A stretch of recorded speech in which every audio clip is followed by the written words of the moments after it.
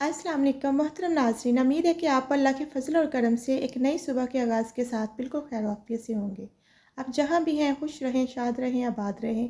और please channel पर नए हैं तो मेरे चैनल को लाज़मी सब्सक्राइब करें अच्छी और दीनदार बातें सुनने के लिए। बिस्मिल्लाहिर्रहमानिर्रहीम।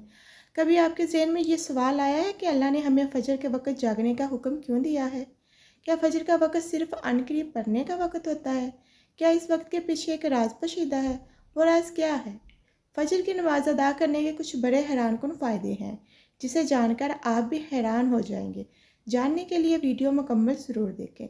जो शख्स फजर की नमाज बाजमात पढ़ता है, इसे अल्लाह रब्बुल इज़्ज़त इतने ज़्यादा अनामात से नवाजता है, इतनी फजीलत और इतने फ़ायदे हैं। अगर आप फजर में नहीं उठते, सोए रहते हैं, सुस्ती की वजह से बिला उज़र आपकी नमाज फजर की नमाज अक्सर कज़ा हो जाती है, तो मुझे उम्मीद है कि इस वीडियो को देखने के बाद आपके दिल में फ़जर की नमाज़ अदा करने का शौक़ पैदा होगा इंशाअल्लाह ताला। और कभी आपकी सुस्ती की वजह से बिला उज़र फ़जर की नमाज कज़ा नहीं होगी। बाकी जो नमाज़ें हैं ज़ोहर, असर, मगरिब और इशा, इनमें इंसान सोया हुआ नहीं होता, उठा हुआ होता है। लेकिन फ़जर की नमाज से पहले इंसान सोया हुआ होता है, बेदार होकर इस नमाज को पढ़ना होता है।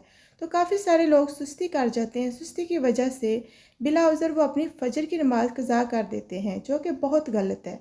ऐसा नहीं करना चाहिए। आपको मालूम होना चाहिए कि फ़जर की नमाज़ अदा करने की कितनी फ़जीलत है और कितने ज़्यादा फ़ायदे हैं। वैसे तो कुतुब अहादीस में फ़जर की नमाज की फ़जीलत के हवाले से काफ़ी अहादीस मौजूद है, लेकिन मैं यहाँ पर चंद एक अहादीस बयान करने जा रही हूँ, जिससे आपको अंदाज़ा हो गया कि फ़जर की नमाज़ अदा करने की कितनी फ़जीलत है और कितने ज़्यादा इनामात हैं। तो आइए शुरू करते हैं। फ़जर की नमाज़ अदा करने के बड़े फ़ायदे हैं।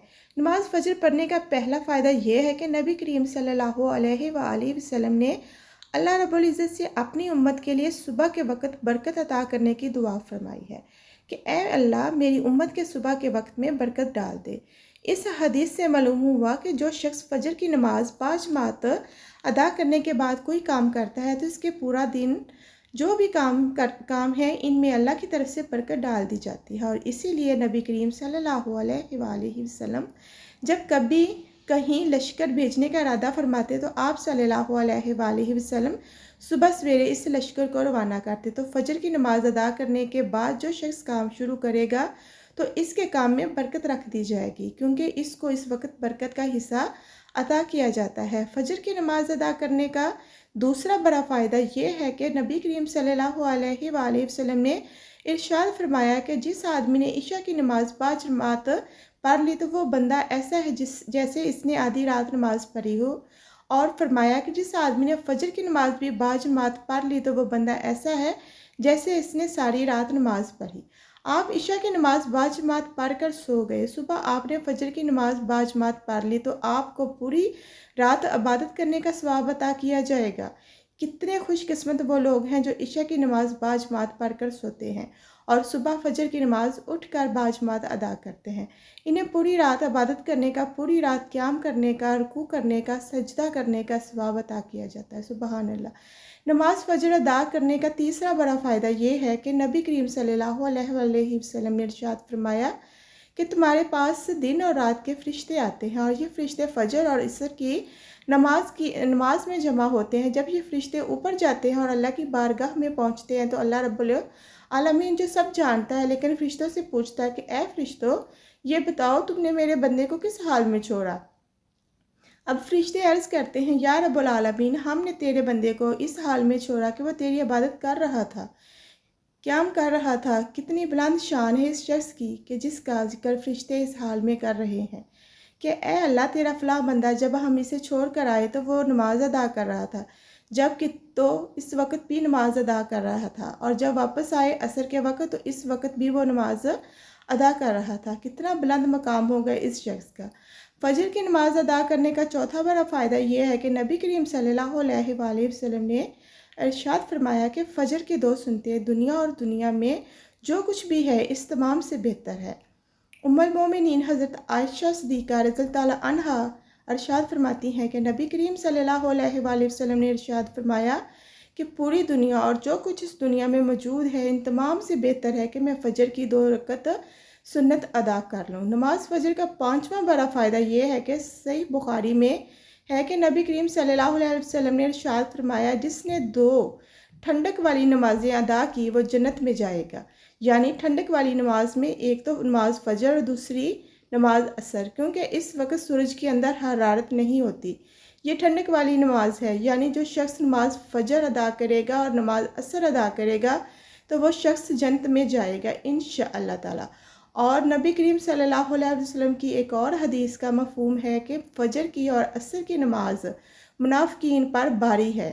यानी वो फ़जर की नमाज और असर की नमाज अदा नहीं करते, ये इन पर भारी हैं। तो इससे हमें सोचना चाहिए कि जो लोग फ़जर की और असर की नमाज नहीं पढ़ते तो वो किन लोगों में शुमार होते हैं। और इससे एक बात ये भी मालूम हो रही है कि जो शख्स फ़जर की नमाज और असर की नमाज बाजमात अदा करता है तो वह शख्स पक्का मोमिन है। नमाज फ़जर का छठा बड़ा फ़ायदा ये है कि सही मुस्लिम में है, रसूलुल्लाह सल्लल्लाहु अलैहि वसल्लम का फरमान है कि जिसने सुबह की नमाज बाजमात अदा की वो शख्स अल्लाह के ज़िम्मे यानी अल्लाह की हिफाजत में आ गया। वो शख्स सारा दिन अल्लाह की हिफाजत में रहेगा।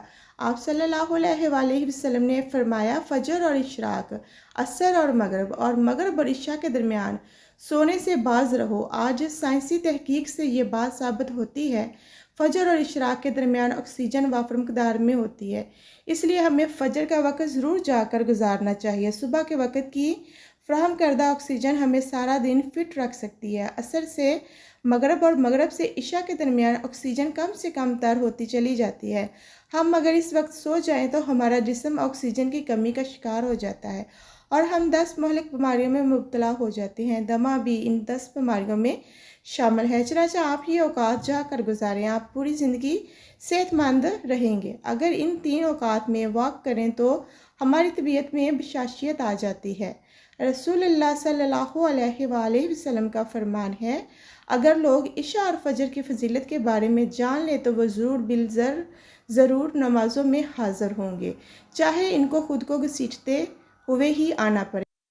अब आप खुद अंदाज़ा कीजिए कि एक तरफ इन दोनों नमाज़ों की कितनी फजीलत और अहमियत है और दूसरी तरफ इनकी अदायगी में कितनी सुस्ती और लापरवाही बरती जा रही है। अल्लाह ताला हम सबको 5 वक्त नमाज अदा करने की तौफीक अता फरमाए, आमीन। प्लीज़ जो लोग चैनल पर नए हैं उनसे रिक्वेस्ट है कि मेरे चैनल को सब्सक्राइब, लाइक, शेयर करें। अल्लाह हाफिज़।